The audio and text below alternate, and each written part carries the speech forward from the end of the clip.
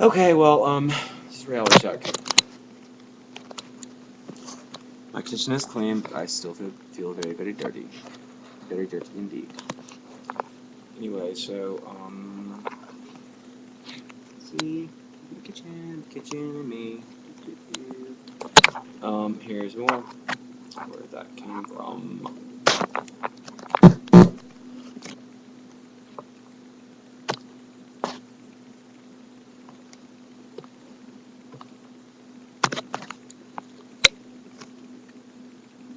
I'm gonna turn this light up somehow. Hold on a second, get the contrast right.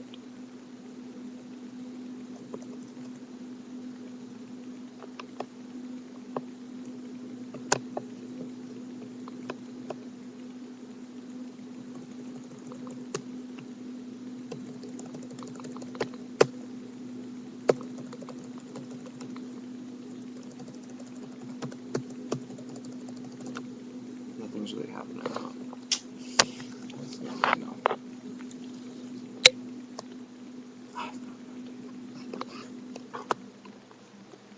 Huh. That seems really helpful.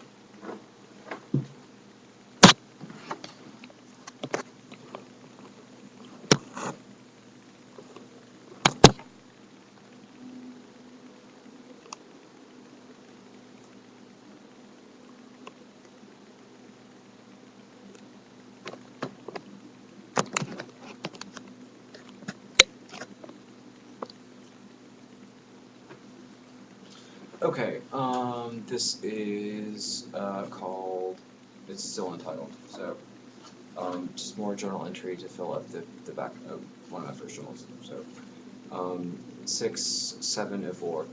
Here it is, it's here. The eventuality I have been so diligently avoiding, but essentially running directly towards, it has arrived, and the real meaning of my test has yet to become fully actualized. It has yet to prove its point of facing a future riddled with lessons about consequential outcomes that you always knew would unavoidably become a reality. It's a simple example of one of the fundamental laws of thermodynamics, cause and effect. I am now at the end of a really big cause, effectively choosing an oblivious opinion on the massive impact it most likely will inflict. So, I wait. This bomb of inevitability keeps measuring out the time that remains with every ominous tick-tock, tick-tock, tick-tock. Nothing I could predict. Nothing will settle this anxious feeling of butterfly sick. I could have been more convinced, should have been more preserved, or would have been more absurd, and with every precious would have, could have, should have, would have's now create the illusion of potential or massive or even microscopic ball of kinetic energy seemingly is essential. I, in my traditional passively lazy ways, dismiss it as delusions of grandeur, and quickly layer it with multi-dimensional or purple haze. See, without a plausible purpose or conscious function, the entire concept is blended in with similar conjunctions. No form to this function creates the presumption that it has no beginning and no end, just serving its humble sentence, connecting words with dangled verbs, and formlessly providing a shape to uninspired, yet undetoured, incomplete thoughts that otherwise would go unheard, unspoken, the formless frown and fight for a fickle freedom, and fiery delight. This frivolous fiction forces fantastical friction, finds the fundamental flaw is focused on fleeting phantoms and their foundation of falsehoods, flighty, frazzled fragments of fast-fading fun that is only a fraction of what it once reflected, a phenomenon of freeze-frame feelings, of photographic figments of a forever futuristic flowing imagination, flooding feverish fairies in mid-flight. I figured it not I figured it not follow the feet into forgotten forests and frolic fearlessly while the fucking faith stealers and four-wheelers are fishing for the next feeding.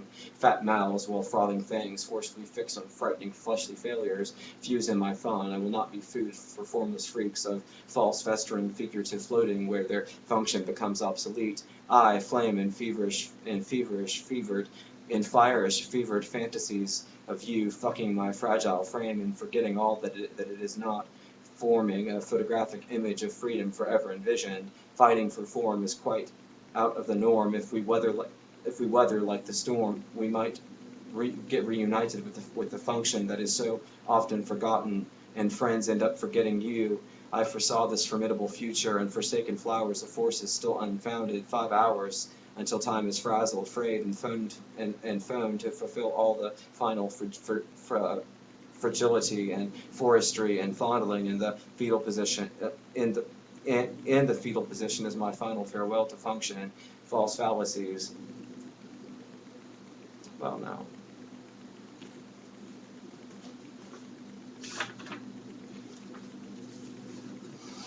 Fun with F.